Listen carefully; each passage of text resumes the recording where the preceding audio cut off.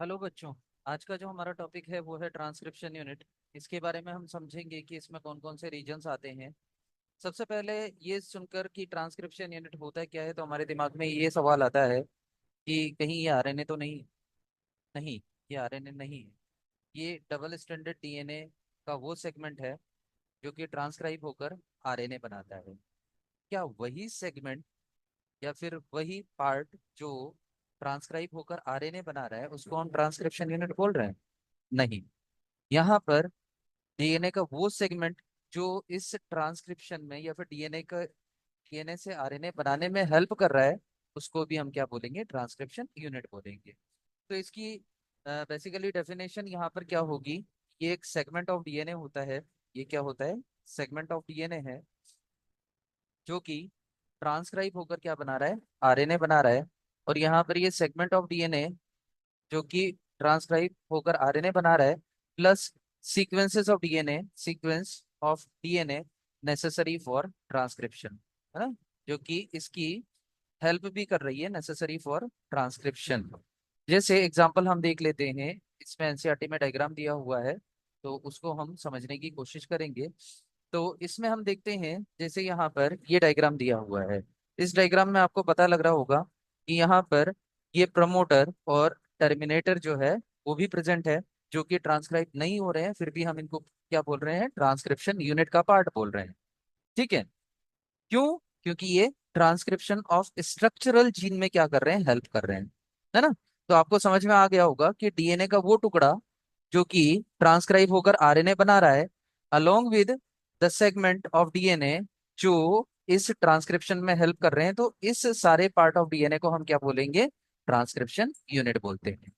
चलिए, तो इसमें हम पहले जो एनसीईआरटी आपको समझ में आ जाएगा और इसमें हम देख लेते हैं कि भाई क्या क्या इसमें दे रखा है कि जो हम ट्रांसक्रिप्शन यूनिट को प्राइमरली डिफाइन करते हैं तो वो तीन रीजन्स में से डिफाइन करते हैं। एक प्रमोटर हो गया, स्ट्रक्चरल जीन हो गया और टर्मिनेटर हो गया। ठीक है। तो प्रमोटर होता क्या है? प्रमोटर ऐसा सीक्वेंस है ना, जहां पर आकर आरएनए पॉलीमरेज जो है वो बाइंड होता है। आरएनए पॉलीमरेज बाइंड होता है स्ट्रक्चरल जीन का ट्रांसक्रिप्शन होकर ये क्या बनाता है? आरएनए बनाता है with the help of RNA polymerase. और टर्मिनेटर जो होता है वो क्या करता है? यहाँ पर इस ट्रांसक्रिप्शन प्रोसेस को स्टॉप करने का काम करता है, ट्रांसक्रिप्शन प्रोसेस को स्टॉप कर देता है ना? जैसे यहाँ पर हम ट्रांसक्रिप्शन इन प्रोकैरियोट्स पढ़ते हैं तो उसमें इनिशिएशन जो होता है वो सिग्मा फैक्टर करता है और जो रो फैक्टर है वो इस प्रोसेस को टर्मिनेट करता है। तो वो टर्मिनेशन जो हो रहा है वो कहाँ पर हो रहा है? टर्मिनेटर रीजन से होता है। चलिए, अब हमें जानकारी है इस बात की कि जो डीएनए डिपेंडेंट आरएनए पॉलीमरेज होता है, डीएनए डिपेंडेंट आरएनए पॉलीमरेज जो होता है वो आरएनए पॉलीमरेज जो होता है इसका पॉलीमराइजेशन का डायरेक्शन जो होता है वो क्या होता है? 5 to 3 है। पॉलीमराइजेशन का डायरेक्शन का मतलब क्या है कि ये डॉटर स्ट्रैंड ऑफ आरएनए जो बना रहा है, डॉटर स्ट्रैंड ऑफ आरएनए जो बना रहा है वो कौन सी डायरेक्शन में बनाएगा? 5 to 3 डायरेक्शन में बनाएगा, है ना? अच्छा, ये डीएनए पर बन रहा है। सपोज मैं यहाँ पर मान लेता हूँ कि ये डीएनए का कोई सिंगल स्ट्रैंड है, ये डीएनए का कोई स्ट्रैंड है। ओके। और यहाँ पर बन रहा है ये आरएनए। ये क्या बन रहा है? आरएनए बन रहा है।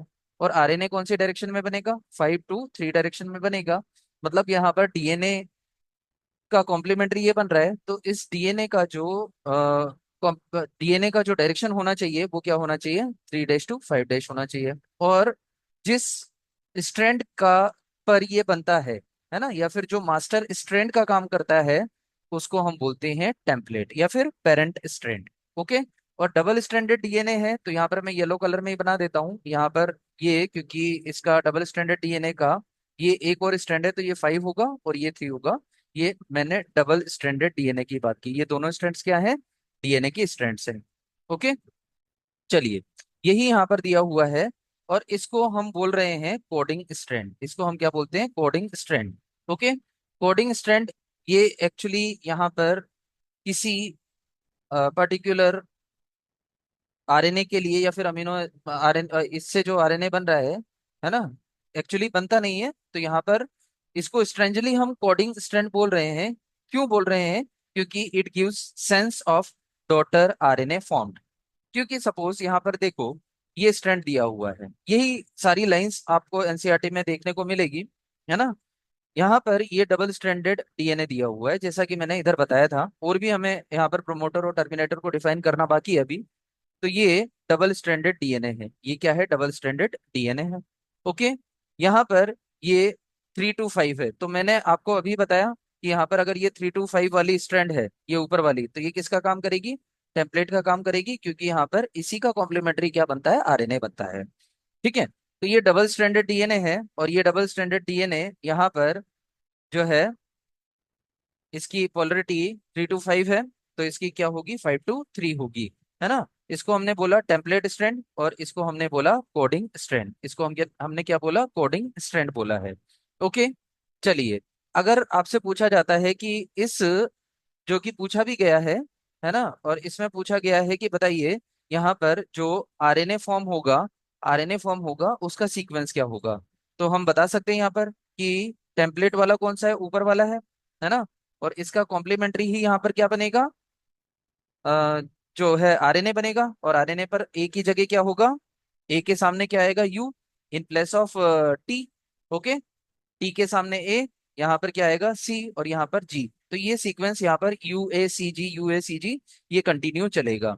ओके, है ना। अब देखिए यहाँ पर आप देखिए कि यू ए सी जी ये सारा आरएनए में बन रहा है, और इस कोडिंग स्ट्रैंड में क्या है, इस कोडिंग स्ट्रैंड में क्या है, T A C ji. Difference कितने का है यहाँ पर, एक ही नाइट्रोजन बेस का है, क्योंकि यहाँ पर क्या हुआ है कि इस कोडिंग में तो टी है, बट जो आरएनए बना है उसमें क्या है, ए है। यही बात यहाँ पर हमें समझाई हुई है कि the 5 to 3 that is coding ना, ये वाली, ठीक है, and the sequence same as RNA. यहाँ पर ये जो आरएनए का सीक्वेंस है ये भी सेम बन रहा है, किसके जैसा बन रहा है, कोडिंग जैसा बन रहा है। Okay, except thymine at the place of uracil, thymine किस में था, डीएनए में था, और यूरेसिल किस में है, आरएनए में है। इज डिस्प्लेस्ड, डिस्प्लेस्ड का मतलब होता है सब्सटीट्यूटेड, मतलब उसको बदल देना, उसका कहीं ना कहीं विकल्प ले आना, तो इज डिस्प्लेस्ड ड्यूरिंग ट्रांसक्रिप्शन, है ना। और इस कोडिंग स्ट्रैंड को आपको पता है कि ये किसी के लिए कोड नहीं कर रहा है, फिर भी इसको हम कोडिंग स्ट्रैंड बोल रहे हैं, है ना। क्यों बोल रहे हैं, क्योंकि it gives sense of daughter RNA formed. Okay, ये किसका सेंस दे रही है, जैसा कि डॉटर आरएनए बन रहा है वैसा ही ये होता है ना। तो कन्वेंशनली हम इसको बोलते आए हैं। अब हम देख लेते हैं यहाँ पर, और लाइंस हम यहाँ पर समझ लेते हैं, क्या दिया हुआ है कि promoter and terminator flank the structural genes, flank मतलब ऑन आइदर साइड, है ना, यहाँ पर दोनों साइड पर क्या होते हैं, ठीक है, जो स्ट्रक्चरल जीन है। अब ये एक बार और मैं बता देता हूँ, प्रमोटर पर आकर कौन बाइंड होगा, RNA polymerase. Okay, structural gene का ट्रांसक्रिप्शन होकर क्या बनाएगा, बनेगा आरएनए बनेगा यहाँ पर। और टर्मिनेटर से क्या होगा, ये वो डीएनए का सेगमेंट या फिर पीस है जहां से क्या होगा, ट्रांसक्रिप्शन जो है वो स्टॉप हो जाएगा।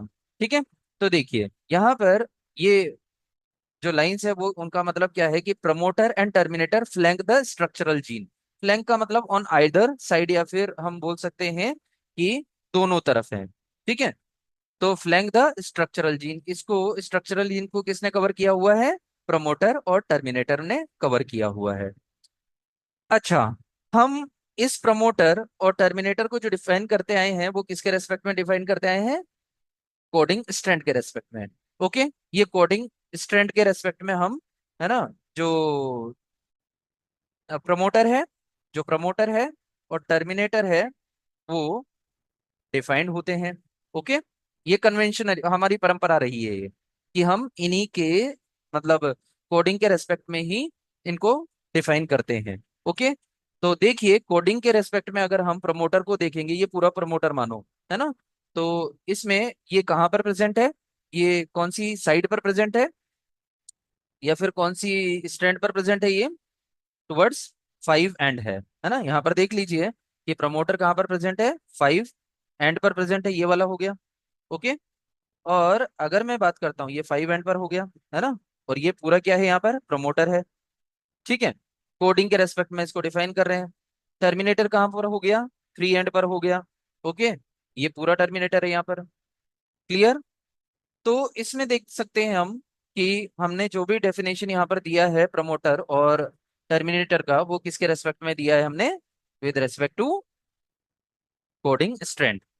चलिए, अब हम बात कर लेते हैं। It is the DNA sequence that, हाँ वो मैंने बता दिया ऑलरेडी आपको कि जो प्रमोटर है वो क्या होता है ना, और टर्मिनेटर जो है वो क्या होता है।